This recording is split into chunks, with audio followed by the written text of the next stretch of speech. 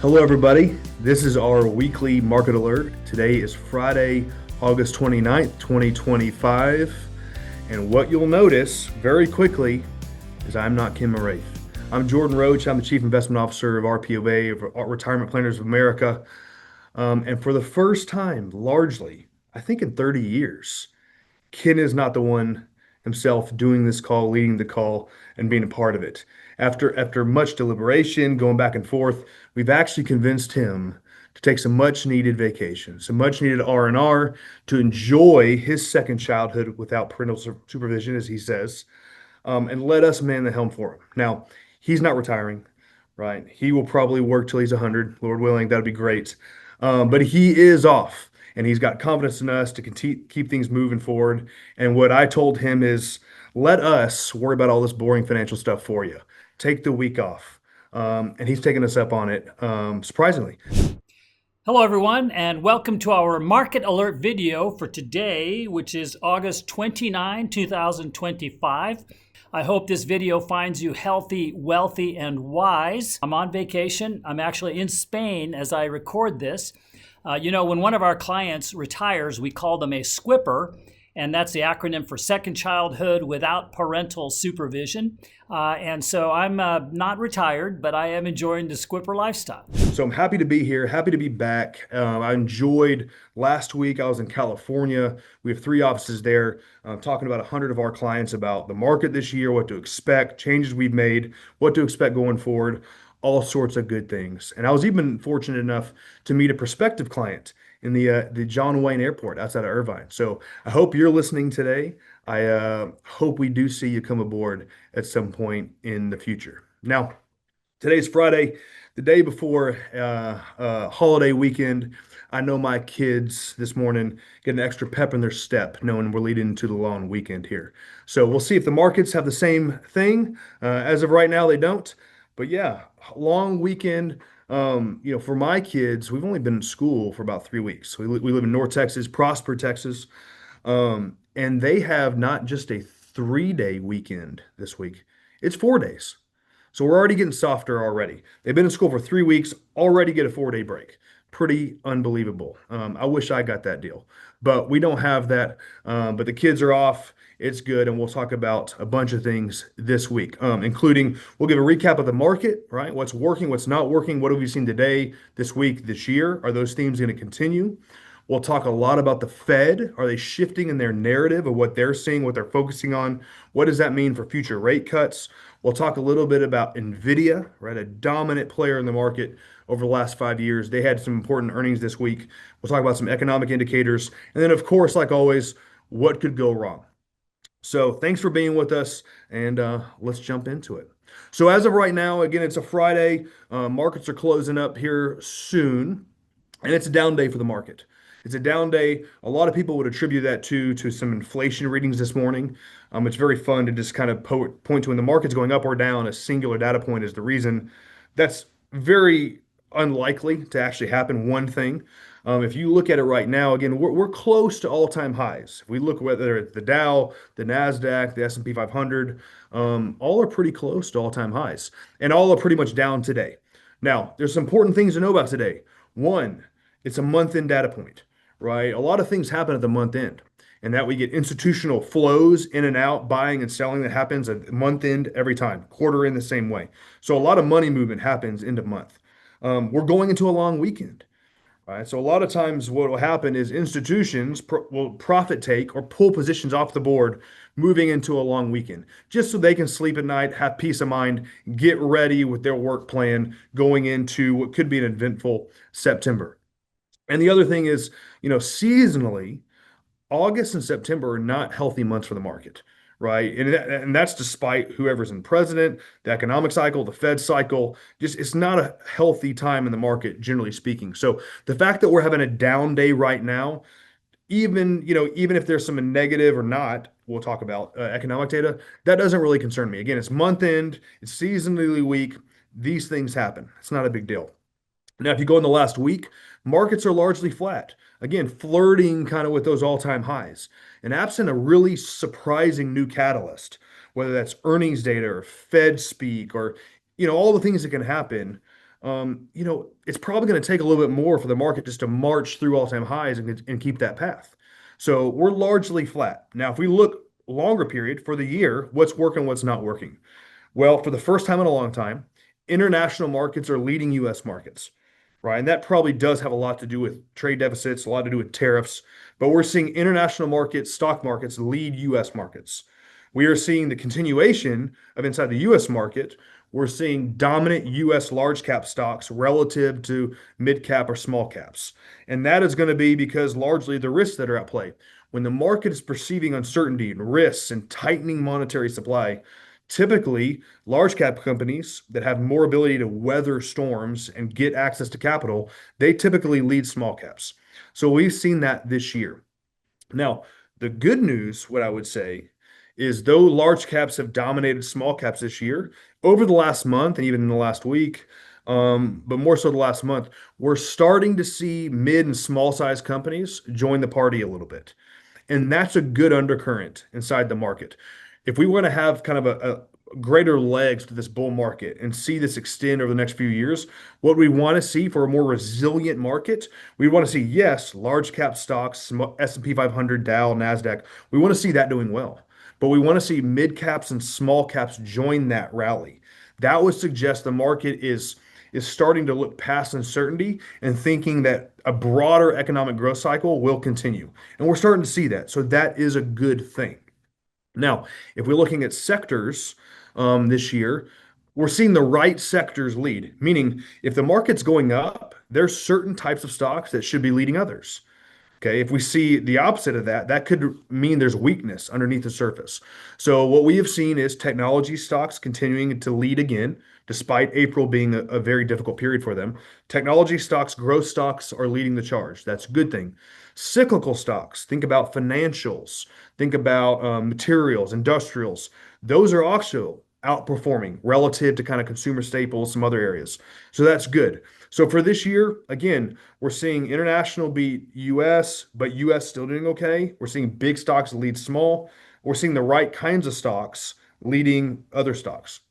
So largely been good. It's actually shaping up so far to look not wildly dissimilar to what we saw in 2019 during that tariff regime cutting cycle. There's some things that are mirroring that, paralleling that time. And then a kind of a sneaky segment of the market this year is bonds, right? Despite the worries over trade deficits and tariffs and inflation and the US dollar, the broader bond market, it's having its best year since kind of 2020 and 2019 when the Fed was cutting. Okay.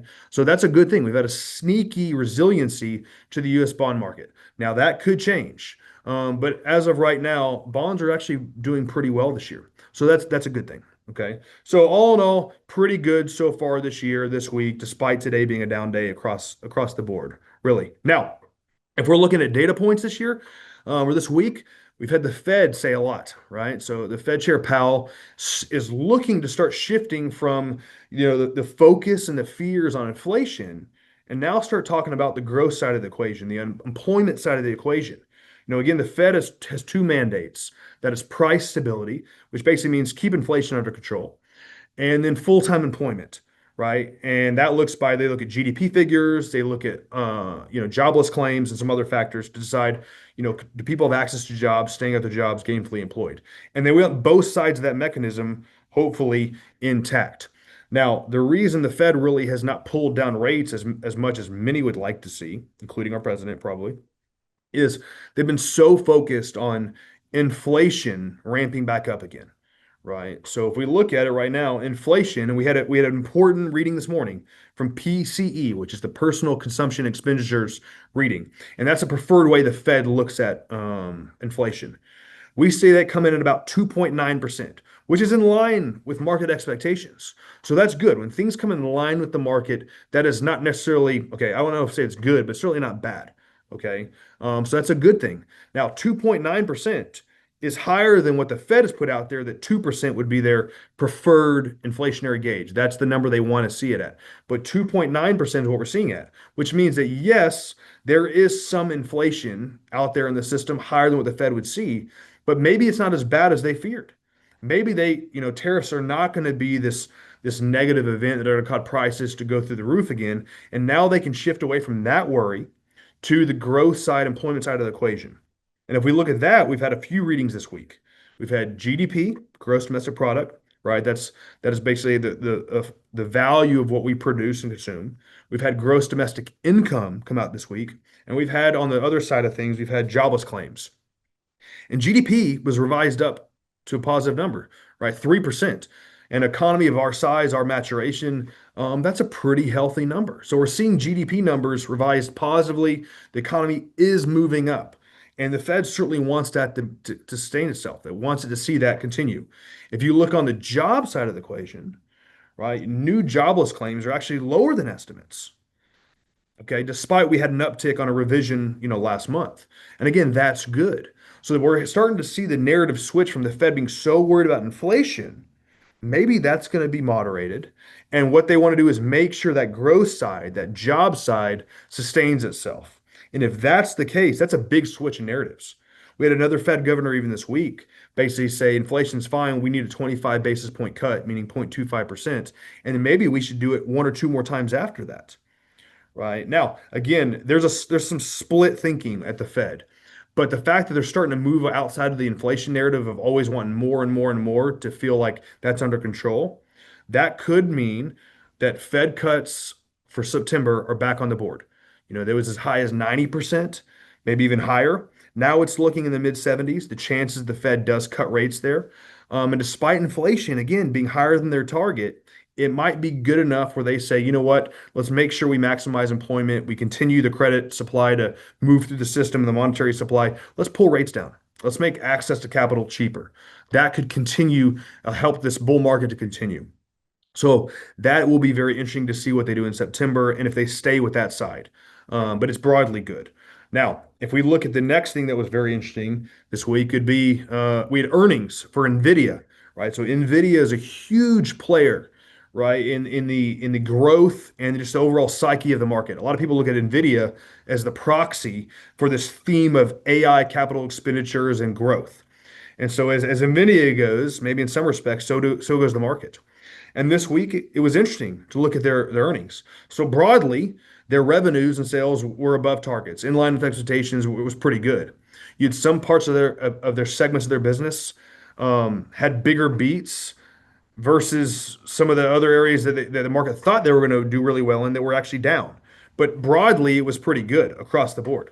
Now, the thing though, the market's going to is wrestling with, I believe, we believe, is that Nvidia basically said, looking at forward guidance, they're not sure how much money they're going to continue to plow in to development of chips that are going to be tied to foreign purchases, specifically China, right? It's looking at tariffs and what it's going to mean for their chip exports. And they're saying, yeah, I don't know if that part of our business that's been growing and huge, if we're going to be able to put so much money into that going forward because of the effects of tariffs. Now, that's interesting because largely what we've seen in the last few years, the market is very bullish when all of these big tech companies say, I'm going to plow investments, our own capital, into the development of more AI capabilities. So it's looking more at investment versus the return on those investments. Well, if Nvidia then says, I might slow down our investment, now the market's going to shift and maybe say, what if these other firms do as well? So now we're not investing as much in AI and we're going to shift to now then what are earnings doing? Right? Because we have very lofty expectations on earnings, and the market hasn't taken any of these companies to task on that because they've been so focused on the growth, the capital deployment. So that'll be interesting to see if we're starting to shift, if other companies follow suit with Nvidia, if they're just as concerned about their exports due to tariffs. So see what that looks like. And then broadly again, what does this mean for Fed cuts? I mean, that's the catalyst I think the market is looking for. Historically, the market does pretty well when the Fed is pulling rates down, as long as they're not doing that because growth is already negative, right? That's not a good reason to cut. So I think the market is braced for that. So broadly, we're optimistic on what could happen going through the year. I would not be surprised over the next, month or two if we kind of ping pong around between, 1 or 2 or 3% higher than our all-time highs and somewhere lower. Again, I think the market's going to need a catalyst to really spur it for sustained growth higher. And I don't know if we're going to have that or not in the next month. So I wouldn't be surprised again if we have this kind of consolidation like we've seen largely in the last month, if that continues through the time.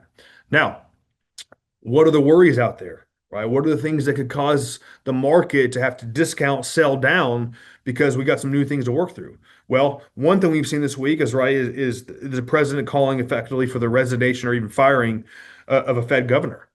And so that could call into question the independence between the Fed and the executive branch. And the market probably would not say that's a good thing, right? We want some level of independence there, despite if people think there actually is or not. That is the market does think there's some separation there. So that could cause some reverberations right through. I think the other thing is what is the Fed actually going to do? How many rate cuts are going to be on the board? Are they going to issue some forward guidance that spooks the market? That could do something. Is the AI dominance, the AI theme that's largely pulled us up over the last few years, is that starting to show cracks? Right? Is Nvidia the first of many that says, I don't know how much we can deploy? We shift to looking at earnings. Our earnings not in line with expectations. And again, everything's just too overvalued. That could be something. And then of course, again, is inflation truly tamed? It looks to be moderated. It is higher what the Fed wants it to, but it's not ramping up, I think, to the degree that the market was worried about or the Fed's worried about. But if that happens, certainly that could cause the market to sell off. So good news is, again, we have a strategy in place to deal with those. Should it happen, we are broadly optimistic through the end of the year, and think that we should be, maybe we'll probably have some bumps in the road, but broadly, the growth we've seen from the lows in April should continue. So, everybody, thank you so much for watching. One thing I would say is please subscribe to our podcasts. We've done some good ones about estate planning, about distribution strategies and taxes, Social Security, about tariffs, about the strength of the dollar. So please continue to watch those. We put out content that certainly helps us and make sure that you're seeing what we're thinking broadly, range of topics. So that's it for Friday. I appreciate you all for hanging there with us. I wish you a very happy, very safe Labor Day weekend, and I certainly look forward to talking to you again soon. Thanks, everybody. Have a great weekend.